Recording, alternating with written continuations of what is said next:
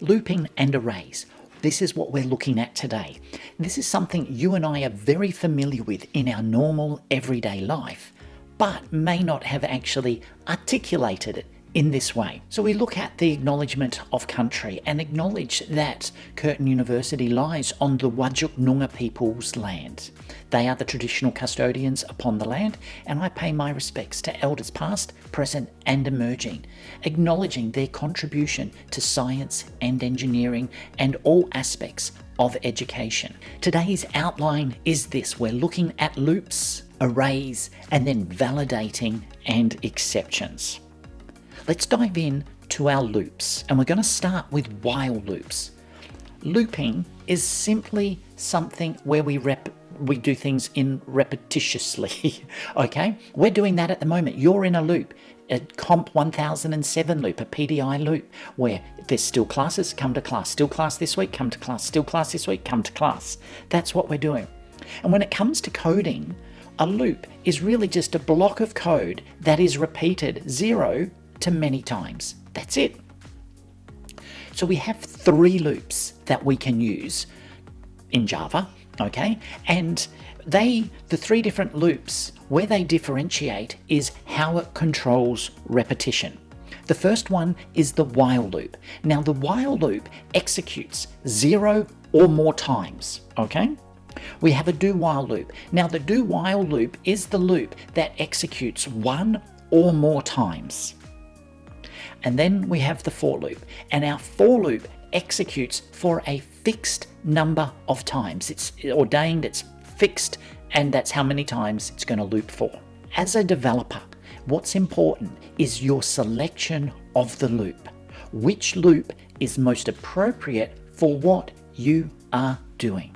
When you know that, you make your choice and you go for it. The while loop. Now the while loop, the repetition is controlled through a logical expression at the top of the loop. I've already talked a little bit about that when I said, well, while there's still a class to go to, we'll go to the class. Now, what it means, or when we get into a coding situation, is that logical expression. If it's true, we go into the loop and we do the code that's inside the loop.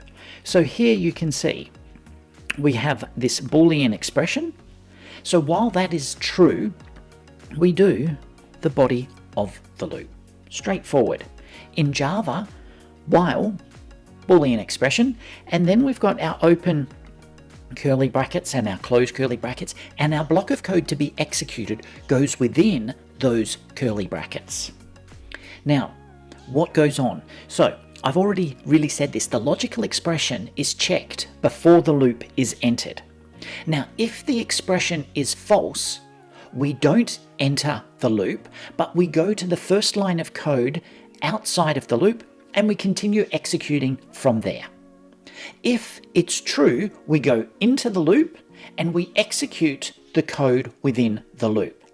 Now, once that code has been executed, that's a single iteration of the loop, we come back and we check the expression again. If it is still true, we execute the code within the loop again. If it's false, that is the logical expression, the Boolean expression, if that is false, we don't enter the loop, but we go to the first line of code outside the loop and continue executing from there. So here's an example in pseudocode. We're having the user enter a choice. We get that choice, we're using a case statement on it, and if they enter A or A, we say you entered that choice. All right? If they entered E or E, we say they entered that choice, and then we set this to true, okay? And we would be doing something. Or if they haven't entered AA or EE, we go to the default, which is this one. Let's have a look at that in Java. Here's our program. We've got a choice. We've got our Boolean set to false. So while, okay, it's not true. So while it's false is really what this one here is doing. We get some input, we check it, we display what's being done, and we go back. So choice. If choice here, okay, is E, for instance, so the first time we enter it's E, case AA, no, case EE, yes, that's correct. So it will do this section of code. It sets close to true, it breaks, and now it comes back up here and checks while it is not, okay? So while not close, well, now it is, because we're true. What's going to happen is it's going to come down and do the first line of code outside the while loop, which in this case, our program ends. One of the things we need to be aware of are infinite loops. It goes on and on and on and on and on and on, okay? So it's a loop that can never end. That's when we're in an infinite loop. It goes on and on and on. Now we have three reasons that this happens, okay? The logical expression that we've used can never be false. So that never changes, so it goes on and on and on and on. The variable within the logical expression never changes inside the loop code. So we've got another logical error. The other one that often happens is we have a semicolon in the wrong place, and that causes our code to loop. This is where these things that we've mentioned, assertion statements, come really helpful. Okay, using good assertion statements, we know what's meant to happen, and we can often pick up our infinite loops before it occurs. Now, loops usually don't occur because we've got our logic wrong in our heads. It's because we've just done a small mistake, a typo. Okay, so we know what's meant to happen, and in our mind that's what's happened, but we've made a slight mistake. This is how we end up with infinite loops. Our logical errors. Okay, so x is assigned 0. While x is not equal to 11, we output x, okay, and we increment x by 2. Our assertion says x is equal to 11 when it comes outside the loop. But if we look at that, x starts off as 0, then we increment it by 2. We go, while x is not equal to 11, it's not equal to 11, okay? So it's incremented by 2, and it's now 4. We then go again, and you can see then it goes 6, and then 8, and then 10, and then 12, and then 4, and it keeps going. So we have a logical error. What is a better way to solve this or correct it while x is less than 11? So we go through exactly the same things, okay? Starts off at 0, then it's 2, then it's 4, okay? So 4 is still less than 11. Output, increment x by 2, it's 4. When it's 4, we increment it by 6. X is less than 11, that's true. We come back, we go to 8, it's still true. Okay, we go to 10, yes.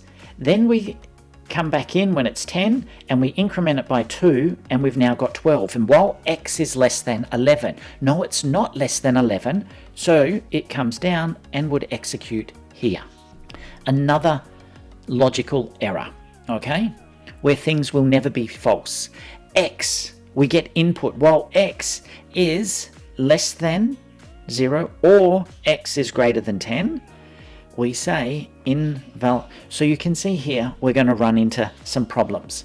Okay, what's happened if in this case x was 8, we come in and we do this, but it never changes. X never changes, so it goes on and on and on and on and on and on and on and on and on. Okay, input x less than. And what we've got inside our while loop is we now make an adjustment to x, so it becomes possible for it to change. Similar one here, x starts off at 0. Is 0 less than 11? Yes, so we output 0. Then it comes back and x is still 0. We output 0 and 0, and you can see that's how it keeps going. But what we do here in this one, we make a change and we increment x by 2. And in doing so, that has now allowed our variable to change, and by having it change, we can have a change in the Boolean expression, and that allows us to exit. The syntax error, semicolons in the wrong place. If we have a look at this, we've popped a semicolon here. Uh-oh, that's going to cause us major problem. The loop ends after the semicolon, okay, following that while loop, nothing is executed, all right? So we run into a problem. That's for us while loops.